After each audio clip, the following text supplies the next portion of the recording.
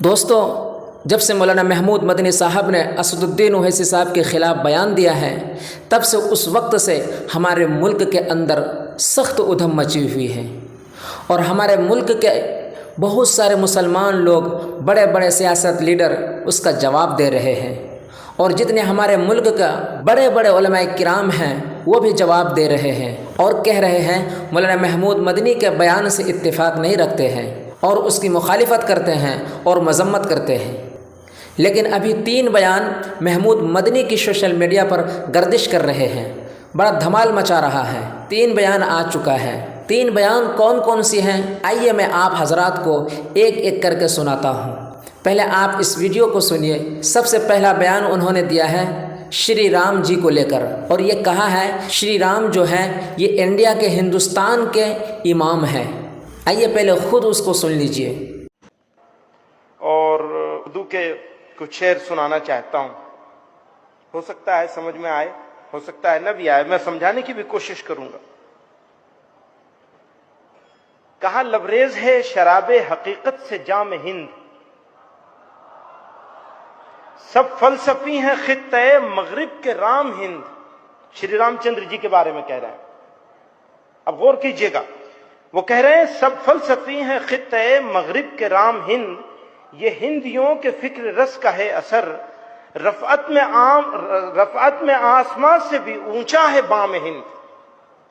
رفعت کہتے ہیں بلندیوں کو، اونچائیوں کو۔ تو بھارت کا دروازہ، ہند بھارت کا دروازہ آسمان سے بھی اونچا ہے۔ کس وجہ سے؟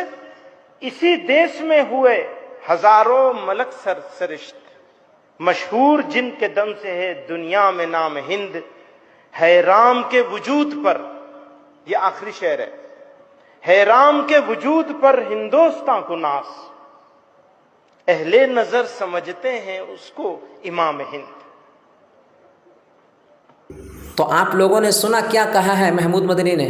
پھر سے میں آپ لوگوں کو دوسری ویڈیو دکھانے والا ہوں جس میں محمود مدنی نے خود کہا ہے NRC CAA کا بیان دیا ہے، اور یہ کہا ہے NRC لاگو ہونا چاہیے، ہر حال میں ہونا چاہیے۔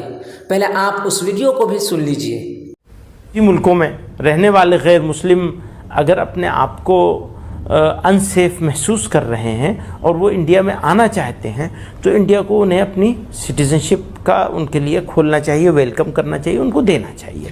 اصل اشارہ جو ہے وہ سٹیزنشپ امینڈمنٹ بل جو آیا ہے اس کو لے کر کے ہے، اس میں ٹھیک ہے، مجھے اس کے اوپر کوئی بہت زیادہ اعتراض نہیں نظر آتا ہے، مجھے ذاتی طور پر، ہمارے بہت سارے بھائیوں کو ہے اس پر اعتراض، لیکن مجھے بہت زیادہ اعتراض نہیں نظر آتا ہے اگر چند لاکھ یا 20 لاکھ 30 لاکھ 50 لاکھ لوگ پڑوس کے ملکوں سے یہاں آ جائیں اور ان کو وہ کر لیا جائے تو کوئی حرج نہیں ہے۔ لیکن اگر کوئی مسلمان یہاں آئے تو کیوں آئے گا؟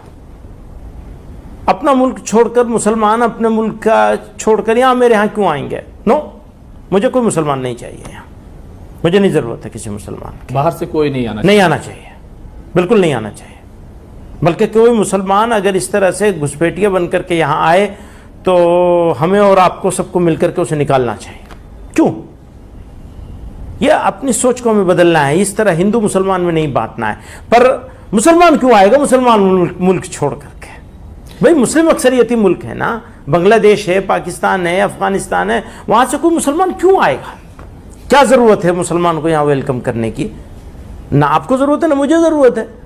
اب جس طرح سے آسام میں 12 لاکھ نان مسلم NRC سے باہر ہو گئے ہیں، تو یہ فیصلہ آسام کے لوگ کریں گے نا، آسام کے لوگ کریں گے کہ انہیں رکھیں گے یا نہیں رکھیں گے۔ میں کیوں ہوتا ہوں اس میں بولنے والا کہ ہاں رکھو یا نہیں رکھو؟ نو، مجھے کوئی ضرورت نہیں۔ ملکوں میں رہنے والے غیر مسلم اگر اپنے آپ کو انسیف محسوس کر رہے ہیں اور وہ انڈیا میں آنا چاہتے ہیں تو انڈیا کو انہیں اپنی سٹیزنشپ کا ان کے لیے کھولنا چاہیے، ویلکم کرنا چاہیے، ان کو دینا چاہیے۔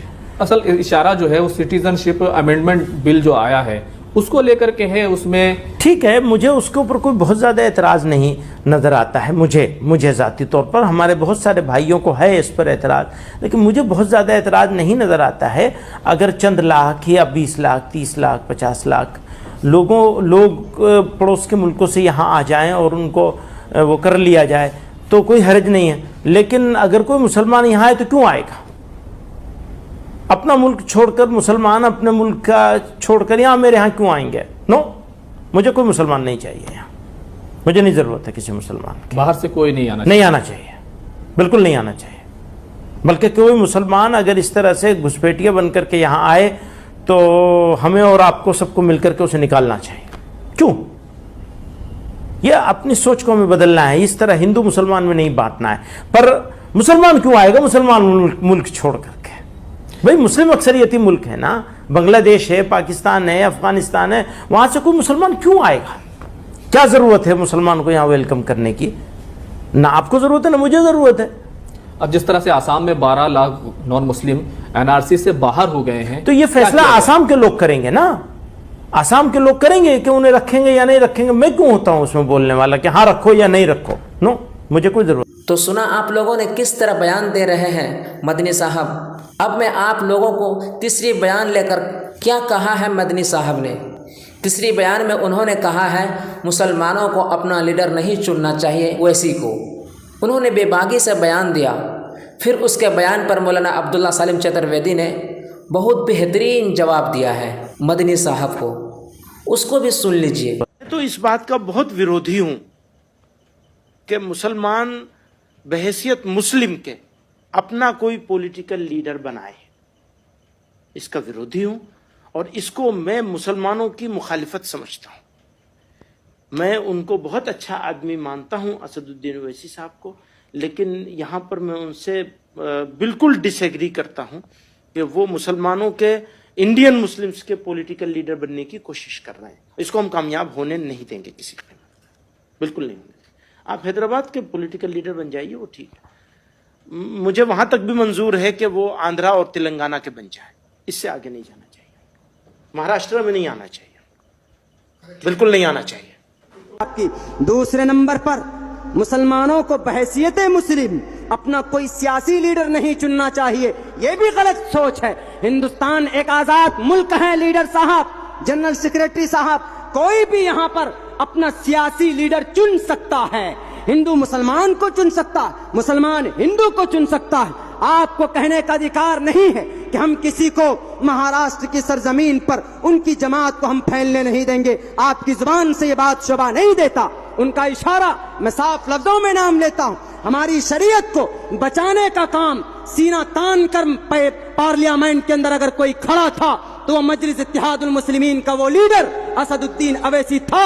वो हमारा लीडर इस माने कर है कि जब सारे दुनिया के बड़े बड़े एमपी थे वहां पर चुप थे, लेकिन उन्होंने अगर शरीयत को बचाने का काम किया है तो वह हमारा है लीडर। हम मानते हैं सियासी पहलू एतबार से उन्होंने हिंदू को भी, दलित को साथ लिया है और मुसलमान को साथ लिया है, जो कि बहुत ज्यादा गरीब, कुचले और दबे लोग हैं। सीमांचल हिंदुस्तान का सबसे गरीब इलाके के अंदर नाम लिया जाता है, लेकिन सीमांचल की बदहाली के लिए अभी रिपोर्ट पेश करने वाला कोई अभी तक पैदा नहीं हुआ था।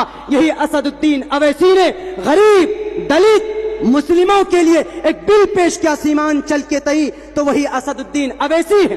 तलाक के खिलाफ हिंदुस्तान की संविधान को सामने रखते हुए तलाक एक्ट सिविल कानून को क्रिमिनल एक्ट में डालने वाला वो लोग गद्दार हैं जिन्होंने हमारी शरीयत के तरफ, शरीयत को बदलने की बात की। तन्हा आवाज बुलंद करने वाले कहां थे आप?